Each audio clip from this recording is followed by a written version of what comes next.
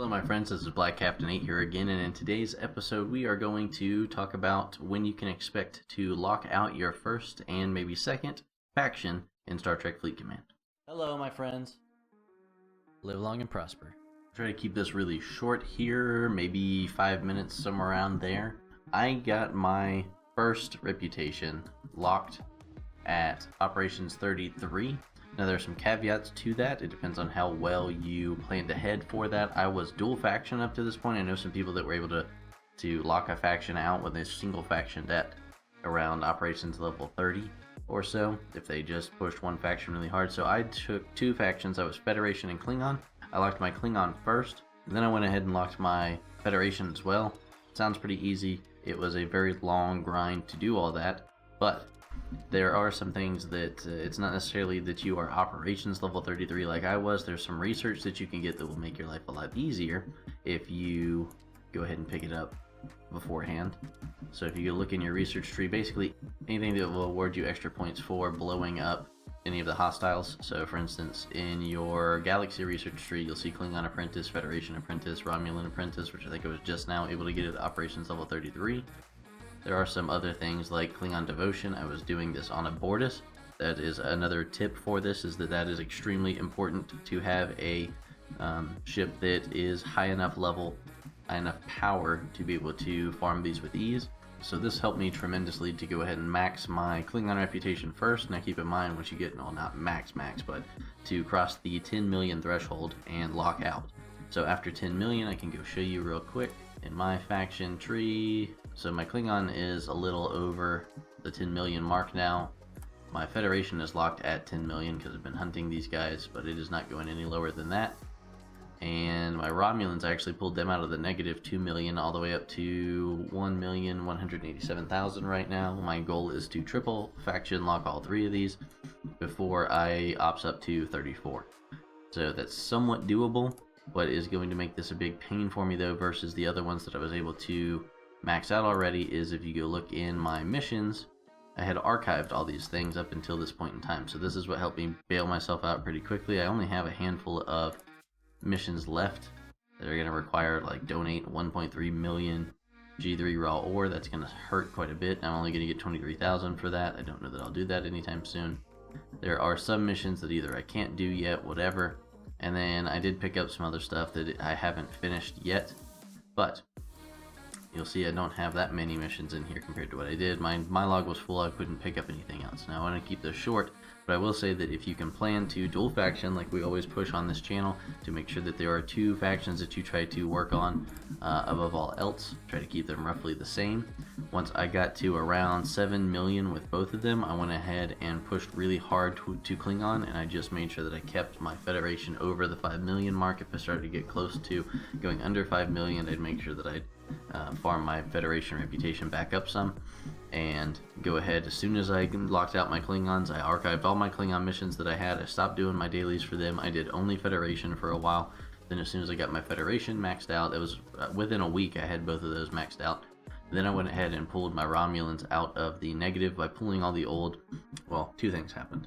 Once I was farming for my Federation reputation, I was killing a bunch of Klingons, which also increased my Romulan rep quite a bit. It got me about 500,000 out of the gutter with them. So that was negative 1.5 million probably before I started doing any missions for Romulans. Then eventually I was able to do a bunch of missions and pull it the rest of the way out to where I started doing dailies for them. You'll see now I've got my dailies. I'm consort rep with them in my daily goals. I ignore the Klingon, of course, because I'm trying to push my Romulan. I ignore my Federation. I only do well, I can do all of them, but I only accept my Romulan stuff for now because I need that that reputation to get over the 10 million mark, and then I will be able to leave them all there. The only big issue that I have if I go ahead and triple lock though is that the only place that I can go passively destroy hostiles like I'm doing here to level up my Stella again is out in the augment space. There's a lot of competition out there, so that does hurt a little bit. I can't passively farm anything with my Romulans like I used to. Just go send a ship out there and let Romulans keep throwing ships at them. Can't do that anymore. I think it's worth it. Do not have to worry about it anywhere that I go though. So the big thing to keep in mind though is I did this with my Bortus right around power level 1 million on it. That is with a very strong, I have 𝗂𝗀𝗶𝘴, and 𝘁.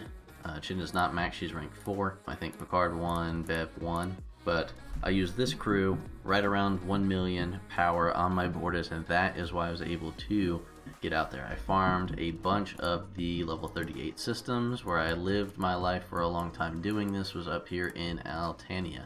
So I was doing this, I just based here and just attacked these hostiles everywhere forever and repeatedly. Built my ship back up and just kept throwing it out. There was some faction hunting stuff going on and all that, which was great.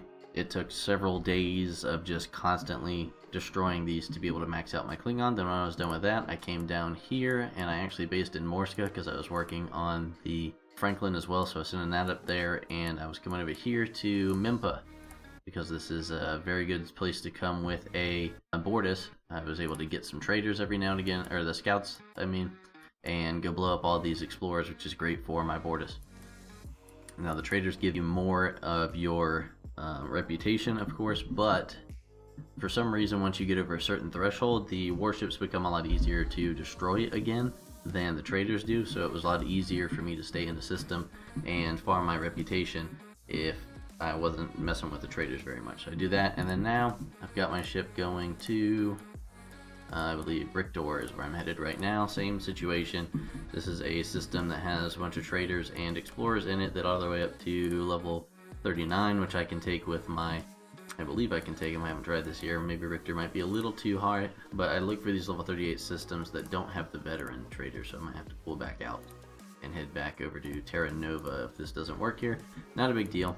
It's not really about what I'm doing right now. Just trying to tell you that once you get a ship that's around power level 1 million, especially if you have a bunch of those archived missions ready to pull out to make that last jump towards 10 million with something, especially if you're dual factioning, then do that around the 7 million mark. Go ahead and dust off all those old missions that you have and push really hard. Make sure that you don't let your secondary faction fall under the 5 million mark, and you'll be okay.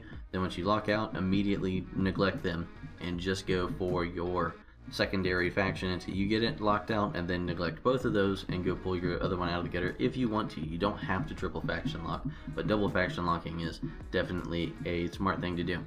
So around operations level 33, if you plan for it, you can totally manage locking out your factions just like I did. That's all for this video. Live long and prosper, my friends. We'll catch you next time.